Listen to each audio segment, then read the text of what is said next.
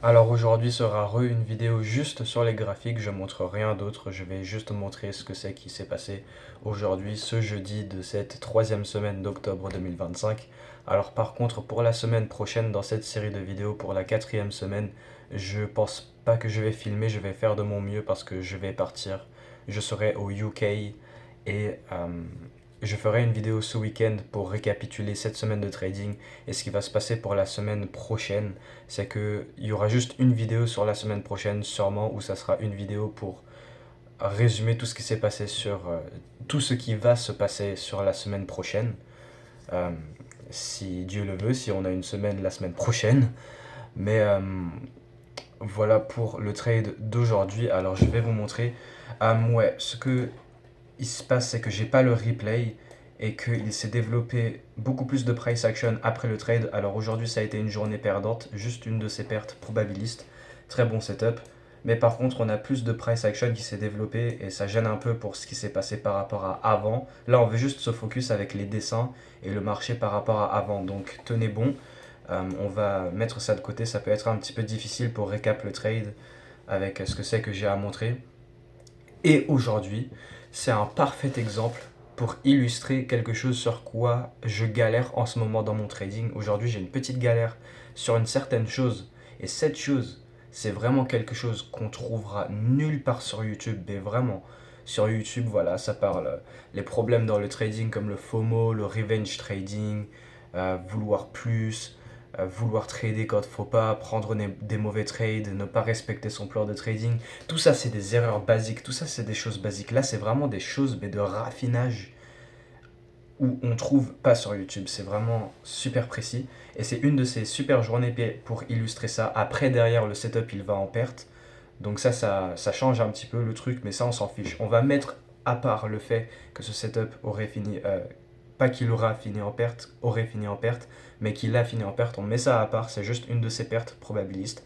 Très bon setup, mais à l'intérieur du trade, pendant que je suis dedans, il y a une certaine chose sur quoi je travaille euh, et sur quoi j'étais en train de galérer. Alors, ça a été un de ces setups avec le paramétrage de ma position qui fait que j'ai pas mon 2 RR minimum à la DOL, donc je vise un petit peu dans du vide sur les déviations un peu plus grandes ou voire même la DOL du haut de la journée précédente. Mais alors, ce qui se passe, c'est qu'on a l'ouverture de Londres qui fait le point bas du jour, on monte, là on génère ce côté de gauche, on a ce petit MMSM, où ouais, pour le contexte général, pour tout le cadrage du setup, on va prendre la poursuite. Euh, Là, c'est comme la suite des vidéos précédentes, la suite de tout le contexte depuis le market outlook du week-end, tout depuis genre le week-end, ce que j'avais prévu pour cette semaine, le week-end, et évolutivement lundi, mardi, mercredi, jeudi. Donc là, ça va être une suite de tout ce qui s'est passé précédemment. Et alors là, ce qui se passe, si je vais aller sur le 4 heures, on est en train de monter. Hier, on a atteint ce point ici. On se retourne à partir de là pour revenir dans cette BC, réagir pour ensuite continuer. Pour moi maintenant, ce que je suis en train de cadrer, c'est cette IRL vers ERL MMBM. Donc pour moi, on est dans ce buy model, on est dans ce BM. Ok. Et ce qui se passe, c'est que là, on arrive sur la session asiatique et sur la bougie de Londres, de 4 heures de Londres, qui fait cette variation englobante, ce que vous voulez, CSD. Là, on est en cours pour moi pour aller chercher là-haut. Et ce trade, ça a été un trade pour poursuivre le mouvement, le programme bullish qui est en cours à partir de l'inception qui est ici, la SMR, pour ce MMBM. Après, oui, au final, vu que maintenant je tourne la vidéo au moment où je la tourne, le prix se retrouve maintenant ici et j'ai eu complètement tort sur la direction. Et moi, je veux des setups. Ce que je disais, c'est que maintenant que le prix il est là où il est, forcément j'ai eu complètement tort sur la direction et on a fait ce MMSM à partir de ce mouvement baissier, à partir de ce gap H4 et tout ça je prenais en compte, mais je vais vous expliquer comment pour moi tout était beaucoup plus aligné à la hausse que pour vendre. Mais là voilà, j'ai eu complètement tort sur la direction et ça c'est les pertes que je veux avoir complètement tort sur la direction, pas avoir des pertes, même les pertes où c'est des bons setups, des bonnes pertes probabilistes, mais que derrière on perd, mais pour quand même faire le scénario final que c'est que je voulais faire, ça j'aime pas trop ces pertes, alors que là quand j'ai complètement tort sur la direction, ça c'est une vraie bonne perte, ça c'est une vraie perte que je veux. Et cette perte, je l'anticipais avant de prendre ce trade, j'anticipais ce scénario à la baisse, mais qui pour moi on avait beaucoup plus les éléments alignés pour la hausse, pour faire ce MMBM au lieu de ce MMSM. Donc moi j'attendais, pour moi on est dans ce MMBM à partir de ce gap pour ensuite aller prendre ce nouveau point. Ok, c'est le point qui a pris le point précédent et là on a de la plutôt haute résistance, mais c'est pour ça, vu que là on n'est pas en train d'avaler complètement, ce buy programme, il fait une petite pause, il revient, il recharge pour ensuite continuer. Et donc ici sur le H4, maintenant qu'on est dans ce buy programme pour aller chercher là-haut, cette bougie H4, elle est en train de descendre. Et tout simplement, ce qu'elle fait, c'est qu'elle prend le bas asiatique, elle forme de la SMT à l'intérieur, mais ça c'est pour après. Et on est dans cet order block. Moi, ce que je suis en train de voir, c'est cet order block. Et que sur le moment, on la tient. Et moi, mon attente pour cette bougie H4, c'est que oui, au moment où on est en bas, cette bougie, elle a le corps ici, mais que en formant le retournement pour ensuite monter, elle laisse la mèche à l'intérieur de l'order block sur la rejection block aussi. Donc en gros, je suis juste en train d'utiliser cet order block H4 et la rejection block. On tape là-dedans et là on fait une bougie H4 bullish. Pour moi, cette bougie H4, elle va suivre les deux bougies précédentes qui sont en cours de ce buy model pour aller chercher là-haut.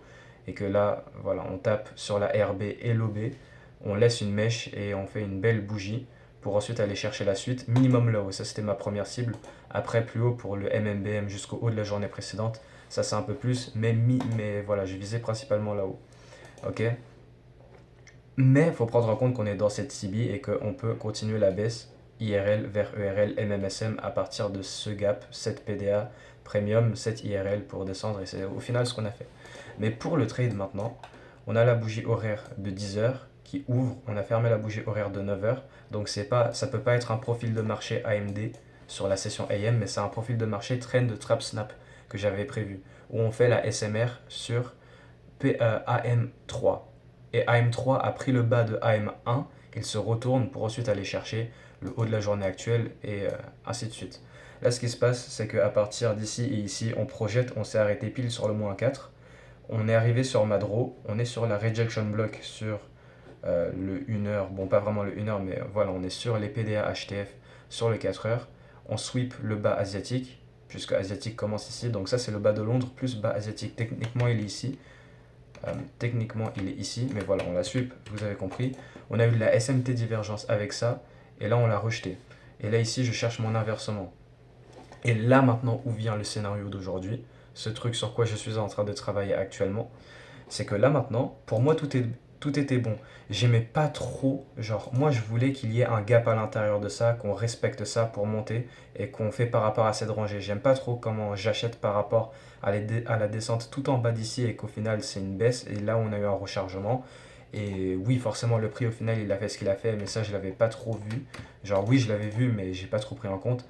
On a juste baissé, là on est en cours de ce MMSM après avoir atteint ce point ici à l'intérieur de ce gap pour maintenant MMSM jusqu'à ici et plus bas pour faire le MMSM et que on descendait initialement, on a utilisé ce sweep pour recharger à la hausse, venir dans le gap, prendre internement et ensuite continuer. Et voilà ce qui s'est passé au final, mais moi je ne voyais pas trop ça.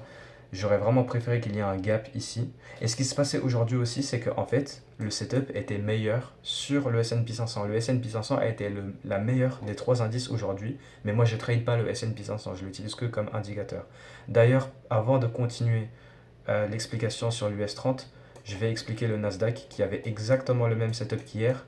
Exactement le même setup. Je ne vais pas réexpliquer celui d'hier.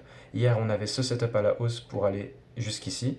Et hier, on a eu exactement la même chose. Et hier, je ne l'ai pas pris parce que ça a été un cas où, avec le paramétrage de ma position et le niveau que je vise, genre c'est tellement proche, je visais ça et que le prix était ici, que j'avais pas mon RR, j'avais même pas un 1 pour 1 en visant ma DOL initiale qui était ici.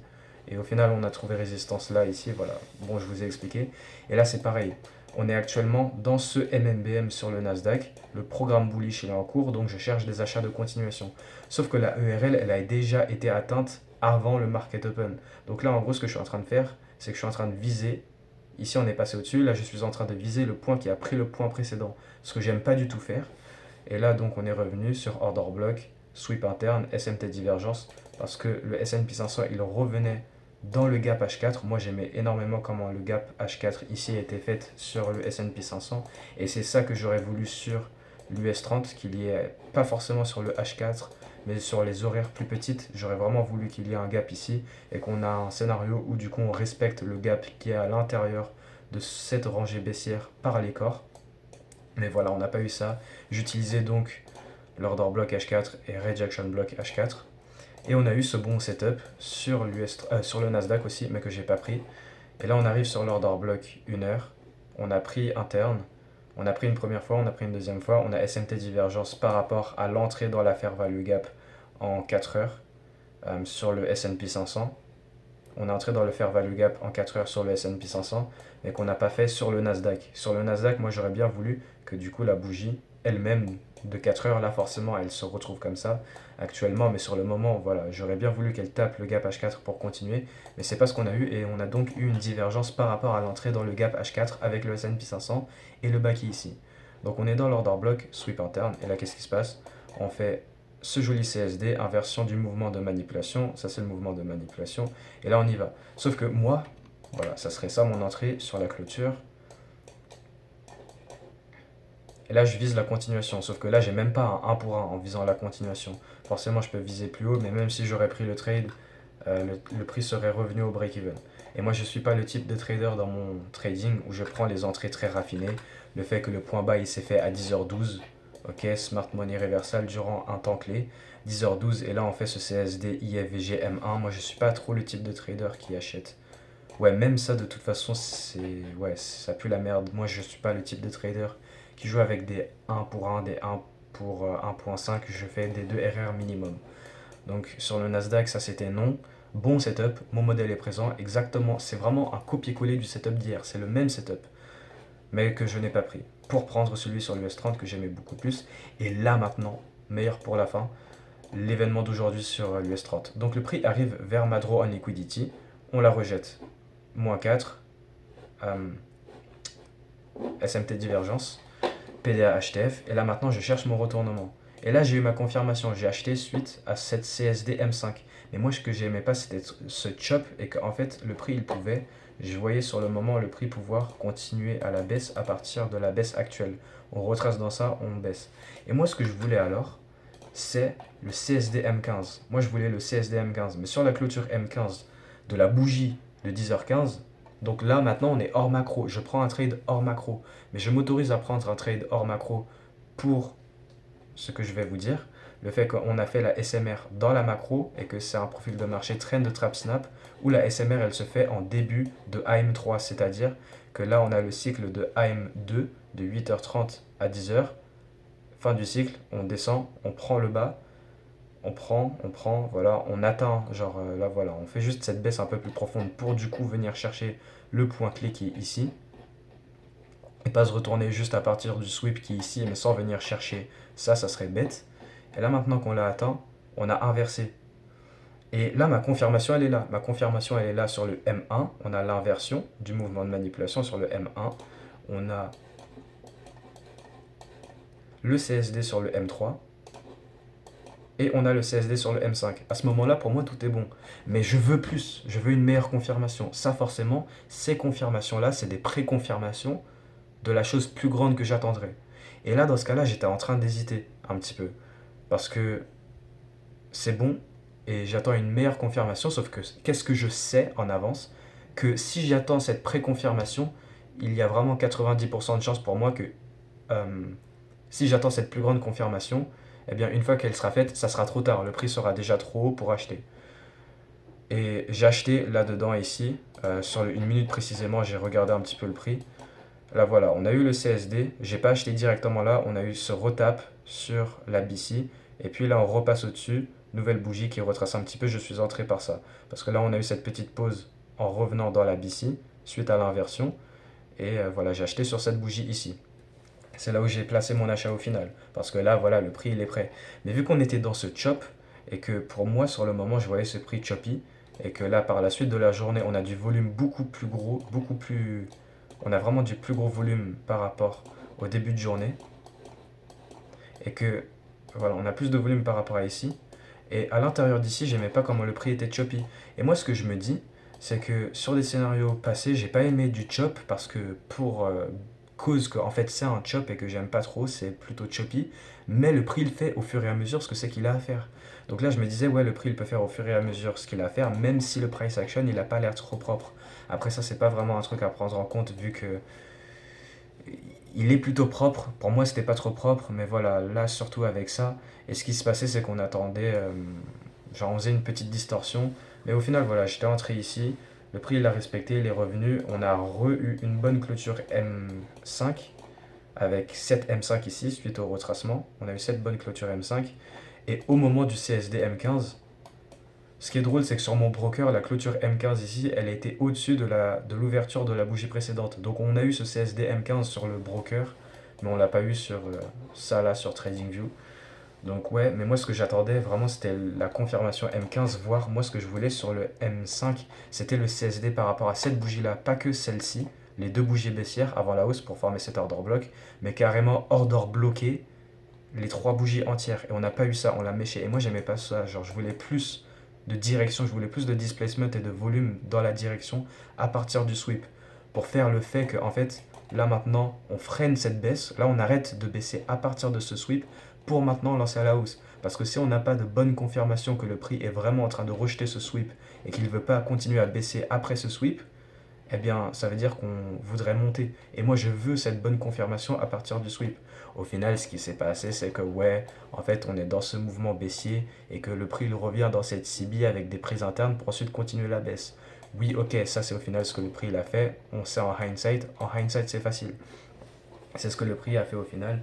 Et puis, on a eu cette très belle clôture M15 et j'ai bien fait d'acheter hors la macro parce que ce qui se passe, c'est que, voilà, la macro, on a le market open ici, la macro elle ouvre, la macro elle vient, on place le point bas à 10h13. Ok. Et là ici, 10h15, fin de la macro, la bougie 1 minute de 10h15, elle fait le displacement. Ça c'est la bougie clé sur le 1 minute. Et donc achat hors macro parce que la SMR elle a été faite dans la deuxième moitié de la macro, la moitié de 10h à 10h15, et que vu que 10h c'est la fin du cycle de AM2, et bien là on a pris le bas du cycle et on se retourne pour un scénario trend de trap snap où on fait le retournement pour faire le programme après le sweep, euh, après avoir trappé les deux AM précédentes en début de AM3. Si ça fait du sens. Mais là, en fait, je suis vraiment en train d'aller dans le maximum de détails. Je pourrais vraiment facilement dire, ok, il y a ça, il y a ça, il y a ça. Mais, euh, mais voilà, là, c'est vraiment en détail. Et alors là, ou peut-être c'est pas le meilleur exemple, mais vu que moi je voulais un peu plus de confirmation pour acheter, mais que je savais que si j'attends un peu plus, eh bien ce sera trop tard, et qu'à ce moment-là, voilà, forcément c'est trop tard pour acheter, eh bien le hindsight il a toujours raison, parce que imaginons, j'aurais acheté, j'aurais attendu plus de confirmation pour acheter, et au final là le prix serait en train d'aller sans moi, je serais pas dans la position, et moi j'ai qualifié ce setup comme étant un bon A setup. Donc là, à ce moment-là, genre, j'aurais été en train de me taper vraiment en me disant, wesh, j'ai raté le trade. Oui, au final, il a fini en perte, mais oubliez ça. Pendant que le trade était en cours, j'aurais été en train de me dire, ah oui, j'ai raté le trade, j'aurais dû entrer sur la préconfirmation parce que, genre, le scénario, en gros, ce de quoi je veux me mener, c'est qu'il y a eu des scénarios par le passé où j'ai pas pris les trades par les premières confirmations en attendant une plus grande confirmation. Sauf qu'au moment où cette plus grande confirmation elle arrive, c'est trop tard pour rentrer. Et puis derrière, je me dis en hindsight, vu que la rétro-perspective, le hindsight, il a toujours raison, je me dis, oh, j'aurais dû prendre la préconfirmation. Et puis sur d'autres scénarios, je prends la préconfirmation et derrière le prix il va en perte et que j'aurais évité une perte si j'aurais attendu la plus grande confirmation. Et donc un cas, ok c'est celui-là, je dois faire l'autre, et sur l'autre cas c'est celui-là et j'aurais dû faire l'autre. Du coup, genre, t'as jamais raison, c'est toujours de ta faute, la rétroperspective a toujours raison, et en fait, moi tout ce que je peux dire c'est que en fait il faut faire les bons choix sur le moment, il faut se dire quelle est la bonne confirmation pour ce trade. Je vais l'attendre, quand elle est là, j'interviens, et cette intervention, c'est la bonne décision, on a la confirmation, j'entre, et si j'attends une certaine confirmation et que le prix il part sans moi avant que cette confirmation, ou au moment où, ou du coup, au moment où cette confirmation elle arrive, c'est trop tard pour moi, eh bien il faut juste accepter que le prix il part sans moi. Parce que moi je me suis buté tellement de fois sur ça, pas tellement de fois sur ça, mais j'ai été en train de me buter sur ça il n'y a pas très longtemps, ce genre de cas où en fait, techniquement, dans mon modèle, pour être plus mécanique, là, l'inversion du mouvement de manipulation, il est fait. Cette création d'order block, ce CSD sur le M5 et le M3 et le M1, elle est faite. Mais moi, je suis en train de regarder un petit peu plus par rapport à ce que le prix il est, ce chop, et que je veux bien avoir plus de mouvement vers la direction à partir du sweep. Voilà, je prends ça en compte. En réalité, en étant mécanique, là, mon inversion est là, et moi, je vois le prix pour ce que c'est qu'elle est. Je veux pas voilà, me créer des idées en plus, donc j'ai pris le trade, forcément, vu que mécaniquement, mon modèle, il est présent. Là, c'est prêt à prendre. Mais j'avais dit en début de vidéo que c'était un bon exemple pour le cas que je vais vous expliquer, mais en fait, c'est pas vraiment un bon exemple. Imaginons, j'attends un CSD sur le M15, mais qu'on a déjà CSD sur le M5, mais que on a CSD, genre, on est en train de CSD sur le M15, mais le M15 n'a pas clôturé. On est que sur la première des 3 bougies de 5 minutes de M15, parce que forcément dans 15 minutes, il y a 3 fois 5 minutes. La première de ces 3 bougies de 5 minutes a clôturé, elle a confirmé. Moi j'attends les deux autres pour rentrer, voire celle d'après. Mais au moment de celle-ci, c'est trop tard pour rentrer. Et derrière, je me dis, ouais, j'aurais dû rentrer sur celle d'avant. Et voilà, j'ai raté un setup. Je dis dans mon journal, ok, j'ai raté ce trade, j'ai fait une erreur. J'aurais dû prendre la confirmation une fois qu'elle était là, sans devoir attendre cette plus grande confirmation. Sauf que derrière, sur un autre scénario, ce qui se passe, c'est que j'attends une bonne confirmation. On a la pré-confirmation, je prends le trade sur la pré-confirmation en pensant au cas précédent là où j'ai fait l'erreur. Et derrière, le setup il va en perte parce que moi je me dis j'aurais pu éviter de prendre ce trade, j'aurais pu éviter cette perte en attendant la meilleure confirmation. Et voilà, j'espère que vous comprenez, il y a ces deux scénarios et ils entrent en conflit et derrière, les deux ils ont toujours tort, c'est toujours de ma faute. Il y a vraiment un gros truc avec le trading, c'est que tout est toujours de notre faute. Mais il y a une chose qui n'est jamais de notre faute, c'est avec le hindsight et c'est ce genre de choses. Il faut juste pouvoir accepter qu'en étant sélectif avec ses trades, il y a certains mouvements dans lesquels on ne va pas participer et ça fait juste partie du jeu. Et regardez à quelle heure je tourne ce trade recap vraiment. Il est. Euh, mais. Et voilà. Donc, c'est pas le meilleur exemple pour le cas d'aujourd'hui parce que techniquement, genre, je veux être plus précis sur des trucs un peu plus. Genre là, ce que je suis en train de dire, c'est plus sur des choses d'expérience. Parce que là, en réalité, en étant mécanique, l'inversion, il est là, il est présent, donc pourquoi ne pas prendre le trade? Oui, t'attends plus de confirmation, mais en réalité, il est là à prendre. Mais ouais, mais je parle de des délires un petit peu plus d'expérience. Je sais que c'est beaucoup mieux, je sais que sur de la data avec mon expérience et tout, en attendant cette plus grande confirmation, sur le long terme, ça me fait éviter des pertes en prenant des confirmations trop serrées. En gros, c'est comme si j'attendais, c'est comme si je prenais des trades par rapport au petit CSD sur le M1 juste après le sweep de liquidité, au lieu d'attendre le CSD M5, eh bien voilà, c'est un petit peu ça. Genre, je prends le M1 qui n'est pas vraiment confirmé. En gros, c'est comme si j'avais acheté, genre, je sais pas trop comment je pourrais dire. C'est comme si j'avais acheté, imaginons. Bon, là c'est bon. Là, ouais, cet exemple, il est différent. Mais imaginons cette bougie M1, elle aurait été genre comme ça, là. Elle aurait tout juste IFVG là. Et derrière moi, j'attends la clôture M5 qui, du coup, clôture comme ça pour mon trade. Sauf que derrière moi, je suis entré comme ça, sur la pré-confirmation du 5 minutes sur le M1. Puis derrière, ce qui se passe, c'est que en prenant le trade sur le M1, ok, j'entre et puis le trade il va directement au stop loss. Il continue tout simplement à la baisse actuelle par rapport à ce qu'elle est et on n'a eu aucune réaction du sweep. Alors que là, on a une vraie réaction validée à partir du CSD, création d'order block sur le M5. Et voilà, sur un scénario, je me dis, ok, j'aurais dû attendre le M5, mais l'autre scénario où, en prenant le M5, eh bien, une fois que le M5 il est formé, c'est beaucoup trop tard pour rentrer, derrière je rate le trade, je me dis, j'aurais dû rentrer sur le M1.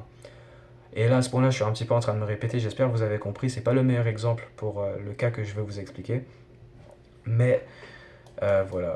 Et là, on avait projeté ce mouvement ici. On s'est arrêté sur le -4. Pour moi, c'était bon. Là, on projette ici. On a la zone du -2 et de 2,5, là où il y a ma DOL. Donc là, voilà, super setup. IRL vers ERL, MMBM. Tout le reste est bon pour moi. La seule chose que j'ai pas trop aimé, c'est que je savais quand même que le prix, il y avait des chances.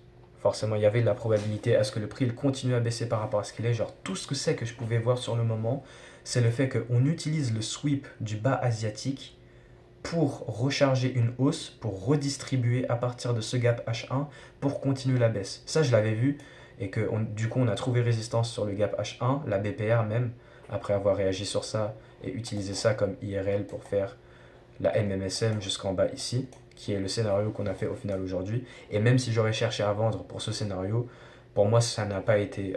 Pour moi, il n'y avait rien du tout à vendre, ni là-dedans, qui est en pré-market, ni là-dedans, parce que pour moi, il y a tout qui est beaucoup plus aligné à la hausse, forcément, vu que j'ai pris l'achat, et que moi, dans mon alignement de time frame, généralement, le 4 heures, il est aligné bullish pour ce MMBM, il est en cours du programme bullish. Sur le H1, il est en cours, c'est aligné à la hausse, et tout le reste est aligné à la hausse. Donc, même si j'aurais voulu vendre, ça aurait été à l'encontre de l'élément dans mon modèle qui est l'alignement des temporalités. Et voilà, très bon setup, ça a juste été une perte probabiliste, j'en ai rien à faire de cette perte, très bon à setup.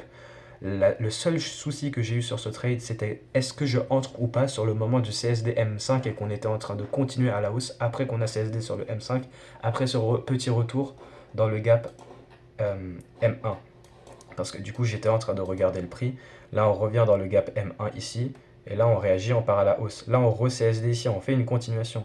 On a une nouvelle bougie, on retrace un peu, donc j'entre. Voilà. Au final, je suis entré parce que là, il n'y a aucune raison de ne pas entrer. Le prix, il est revenu, il a continué. Et que au moment, genre je me disais carrément je vais attendre la prochaine macro de 10h45, mais une fois qu'on est là, genre c'est beaucoup trop tard, le mouvement il s'est fait. Parce que moi dans mon modèle c'est optimal de prendre les trades dans les macros, voire je prends que mes trades dans les macros, mais les seuls moments où je m'autorise à prendre des trades hors macro, c'est une fois que le retournement, genre le setup il a été formé, c'est prêt dans la macro et on sort de la macro, mais que j'entre du coup hors de la macro. Et ce cas-là, ça s'applique au cas d'aujourd'hui, parce que du coup, on est venu prendre le bas de AM2 en venant faire la SMR genre à 10h12, ça veut dire qu'il reste 3 minutes dans la macro. Forcément, dans les 3 minutes après avoir fait la SMR, on va créer le CSD et ça fait que j'entre hors macro. Mais le setup, il est formé dans la macro. Donc voilà pour le récap entier d'aujourd'hui. Je suis le GOAT, c'est vraiment super. Il n'y a personne d'autre qui fait ce que je fais, genre au niveau détaillé, parce que je pourrais très bien dire, ok, PDA, HTF, sweep de liquidité, alignement, le MMBM, etc. Et puis voilà le setup d'aujourd'hui. J'ai hésité un petit peu sur la confirmation parce que je me disais, ok, j'attends un petit peu plus, mais derrière, mécaniquement, l'inversement, il est là, donc pourquoi ne pas entrer? Et je pourrais juste dire ça, mais là, je vais beaucoup plus en détail. Je suis en train de vous expliquer les petites galères que j'ai eues par le passé en associant deux types de pertes, euh, deux types d'erreurs où c'est toujours de ma faute, mais en fait c'est avec la rétroperspective, avec genre le hindsight, qui a toujours raison, que je me blâme sur moi-même alors que c'est pas forcément de ma faute. Et ça c'est une des seules choses dans le trading où c'est pas de notre faute, et ça fait partie du jeu.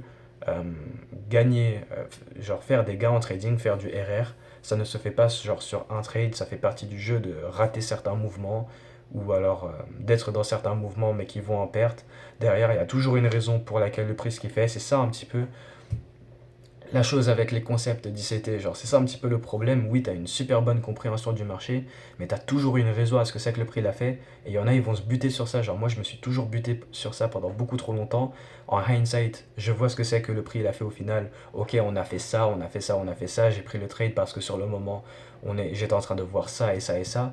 Genre, les concepts d'ICT ont toujours une réponse de tout ce qui se passe. Genre, c'est vraiment la signature pour pouvoir voir les empreintes de pas du IPDA qui se base par rapport au PD array et la liquidité et tout ça.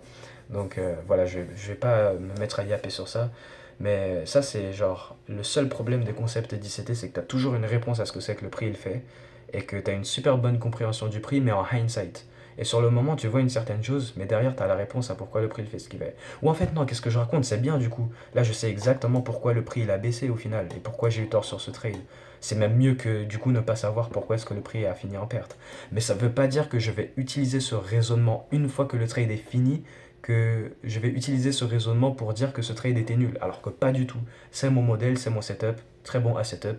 C'est juste une perte probabiliste. En plus de ça, sur le moment ici, je me disais, ah ouais, j'ai bien fait de prendre cette entrée parce que imaginons j'aurais été comme j'ai fait dans des cas passés où j'aurais attendu un peu plus.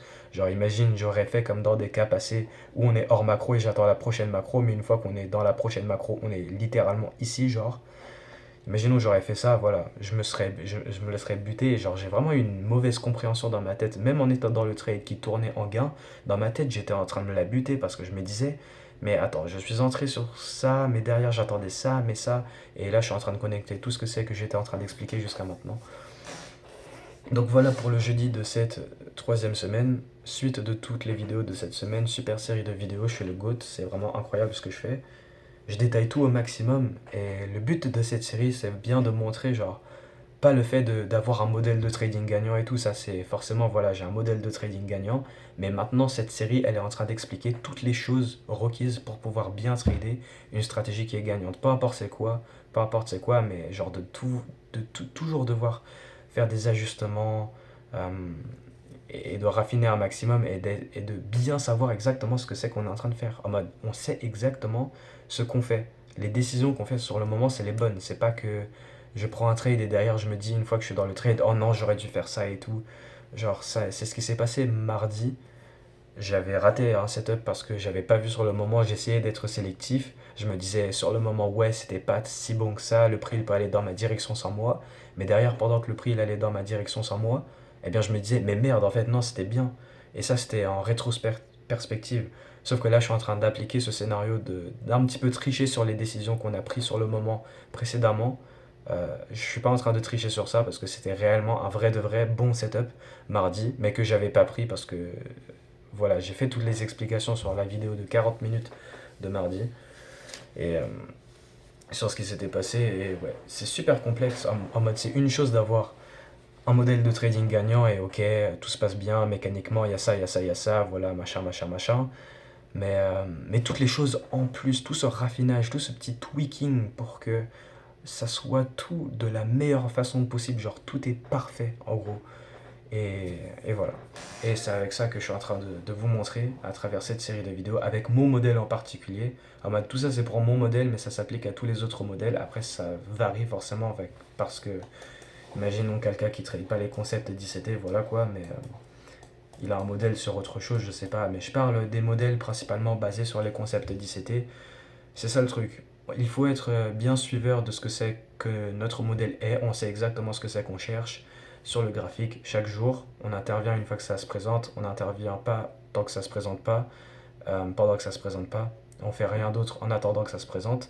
Mais derrière, il y a le délire un petit peu plus poussé où il faut se poser ces bonnes questions sur le moment de est-ce que je prends ce trade ou pas? Est-ce que ça représente mes bons à setup? Et il faut bien savoir rassembler les éléments, rassembler les pourcentages dans notre faveur, parce qu'il y a des pourcentages qui poussent le prix à la baisse et des pourcentages qui poussent le prix à la hausse. Et le but, c'est d'avoir les pourcentages d'un côté le plus alignés possible.